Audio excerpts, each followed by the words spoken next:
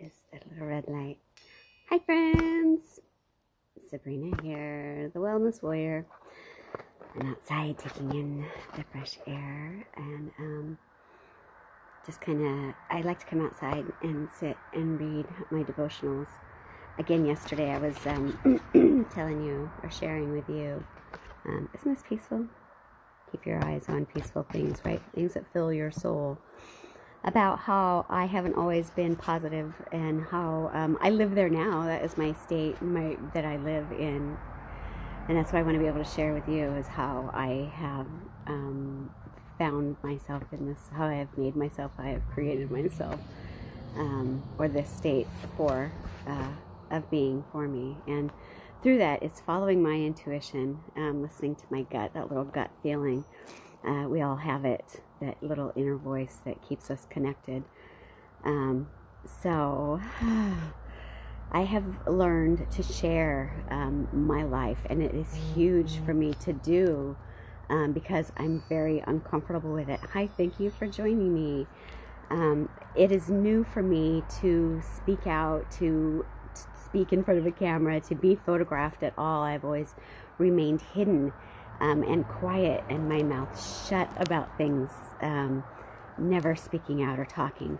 And that is one of my biggest fears and my weaknesses, I think, is my being vulnerable in that way, because I've had to be tough and protect myself because of things that have happened in life. And things happen in life to a lot of people, and thankfully I've overcame. And that is the exciting thing, is that I can say that I have overcome through all of that. But because I've come through all of that, I need to speak about it so I can help others. And I didn't ever know how it was going to help anybody. I always knew, hey guys, oh my gosh, I have my family with me. Hi brother, can't wait to see you soon. I was just talking about how being vulnerable and how being afraid of sharing what life and the life I've gone through and experienced, and just the vulnerability of it and putting yourself out there.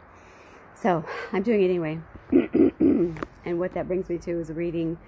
Again, I always come out, I fuel myself out of that negative place I used to be and into the happy state that I get to live now through the mindful things that I do. And one is my devotions, and always fueling my mind and my spirit. And part of that is being outside and getting the fresh air and taking in good things into my spirit and my soul.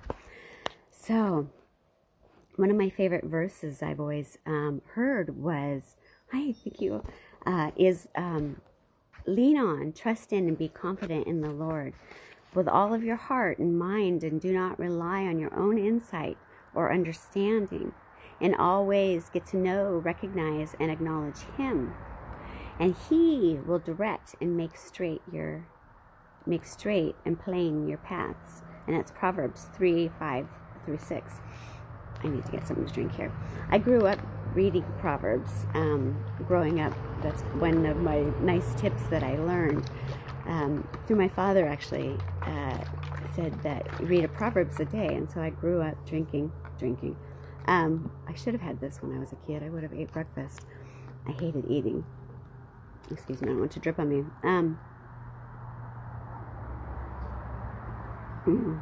He would always try to feed me, and I couldn't eat the food. I wasn't ready for the food, but I was ready for my Proverbs. So I read a Proverbs a day, and I took it as a way to kind of guide my walks, my steps in life. So, and it kind of was like the good rule book in life. So again, one of my big things here, my vulnerability, is not being able to read. I have dyslexia, among other fun little things, and being nervous and exposing and everything like that. But I'm going to read to you this devotion here. It's out of my thing called The Battlefield of Your Mind, because that's what we do. We are in battle for our mind, for our thoughts, because of what is going through our head is actually what going through our body. So it's really important that we feed ourselves thoroughly, mindfully, soulfully. So me being the energy person that I am, I feel so much. So not just my own, but everybody else's. So I have a lot of anxiety that I deal with. So I have to make sure that I keep calm and focused and centered and positive. And this is one of my things that I do is through my devotions. So with that, I know that I need to overcome the fear, and so I will. So here we go. We're going to read what today says after this next sip.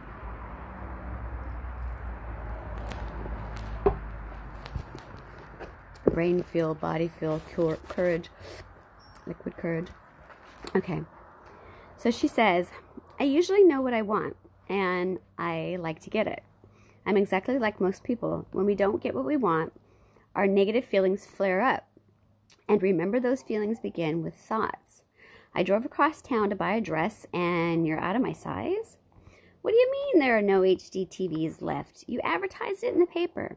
Most of us are like that. And when we don't get what we want, we make people around us miserable. It's not something we learn in school. It may be inborn. As I wrote the above quotations, I thought of a scene in the grocery store. A young mother was pushing her cart along and stopped at the cereal. Her child, less than 2 years old, reached out for a box. Want. No, the mother said.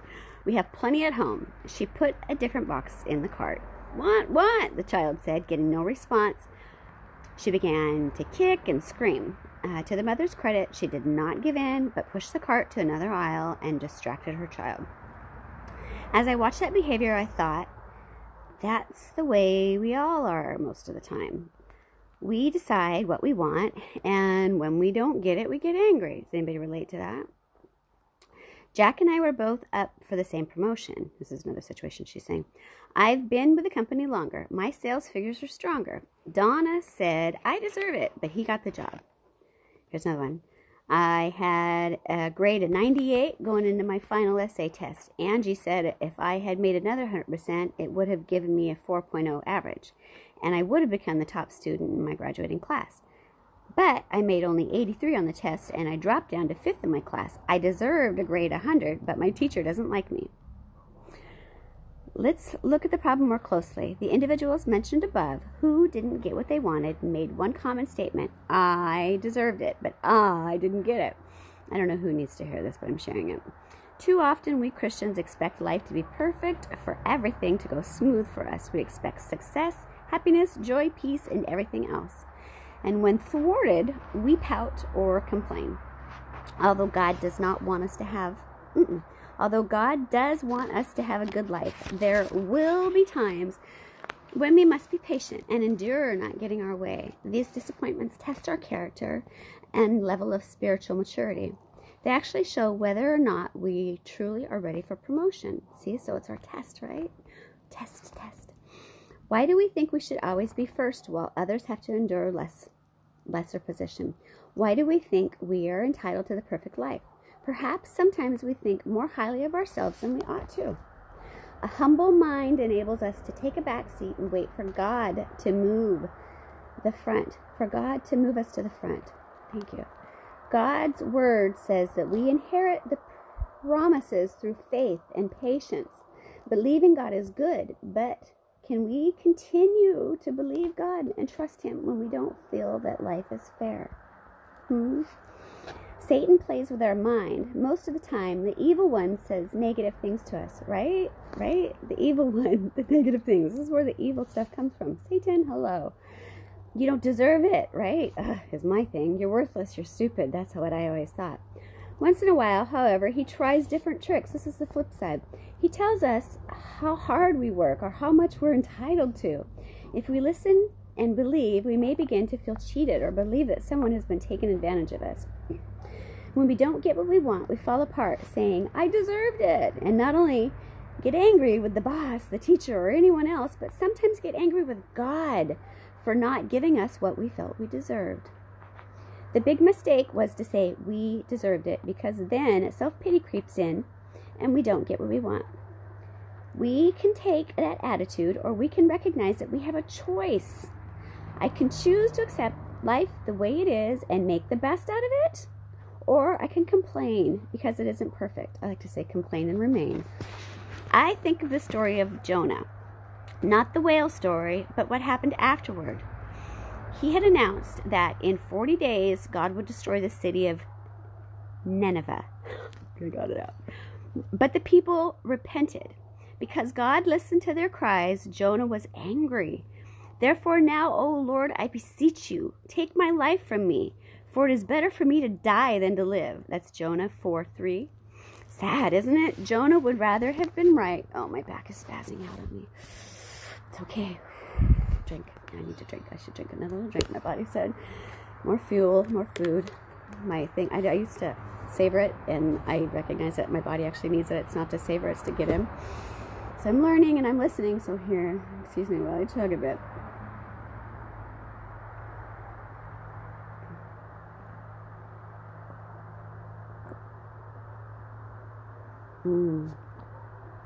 I wish you could see the colors. It's so beautiful right now. Orange and green and blue and white, and the trees, the contrast, it's so beautiful. It fills me. Just taking in God's beauty, all the gifts. And the fuel doesn't hurt either.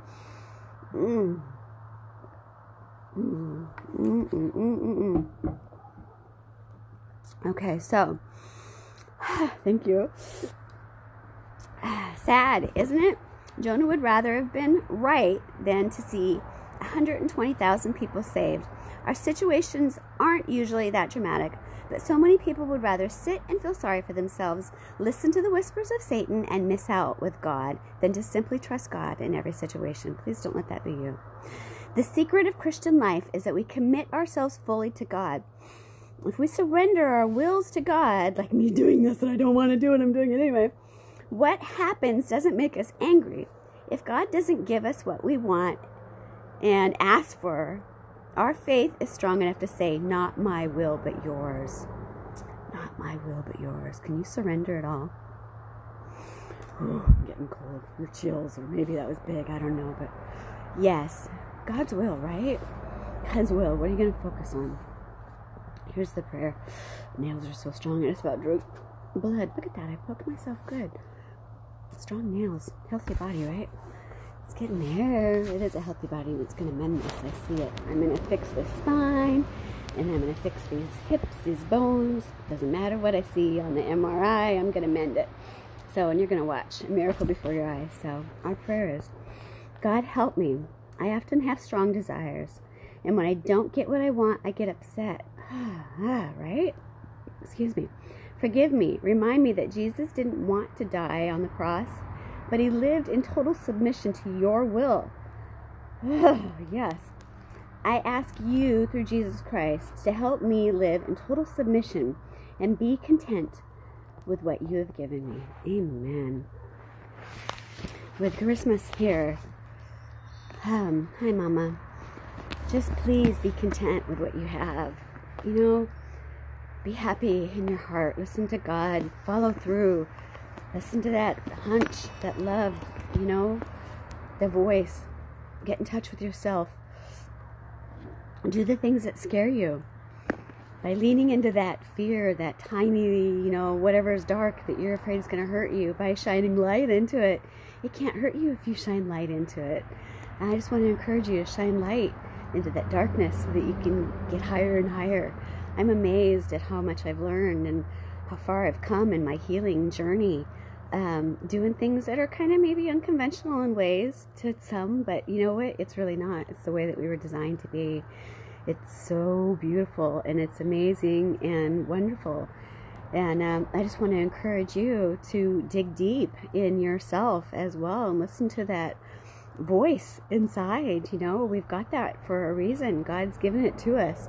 Our intuition, and trust in your gut. And if you don't know how to tune into that, I want to, you know, help you with that, you know, more than that, just to be, you know, spiritually aware and to go forward, just to get healing in your body. It all comes down to the gut and listening to, well, more than just listening to. I mean, there's many, many different layers, and everybody is at their own layer and level of healing in life. And I just want to encourage you that no matter what step you're in, always keep going and growing. And for me, I like to sit outside and take in all the beauty and listen to the birds and listen to the devotions and read and tuning into the scary things. For me, I told you my vulnerability is exposing things and getting over the scary part, but I'm listening to that. I'm tuning into those tiny voices, voices, all of it. I'm ignoring the scary ones, and I'm tuning into the one that says,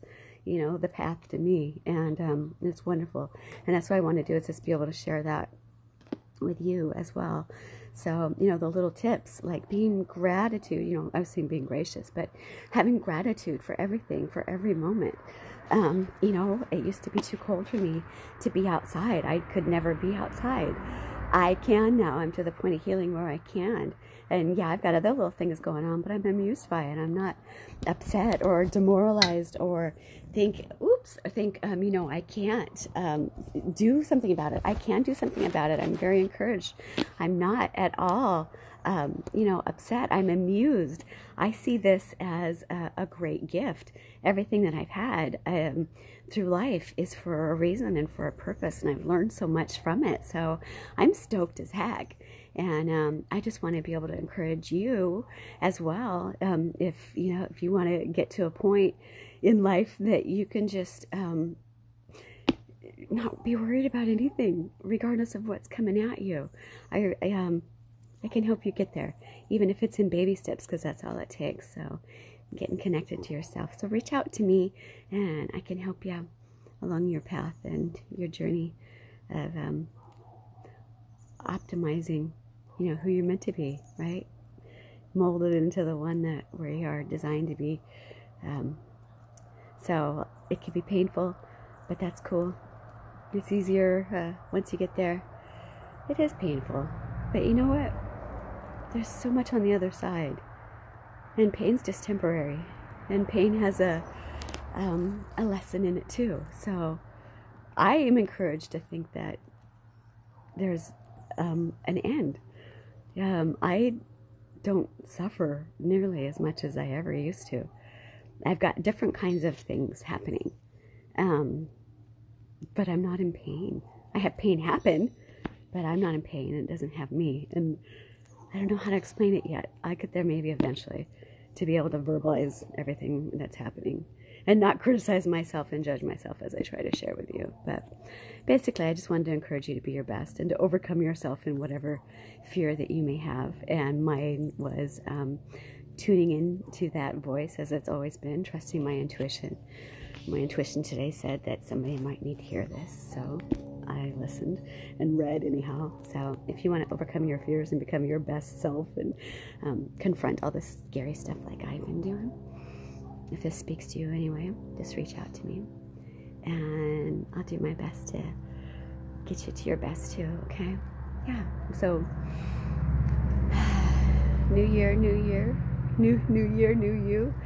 new decade, right? So it doesn't have to be, but it's cool that it is. So you can take right now, this moment, this breath, decide to change. So if you've been stuck or been trying to change, get over patterns and stinking thinking and all that fun stuff, breaking those patterns, the cycles of behavior, I've done it.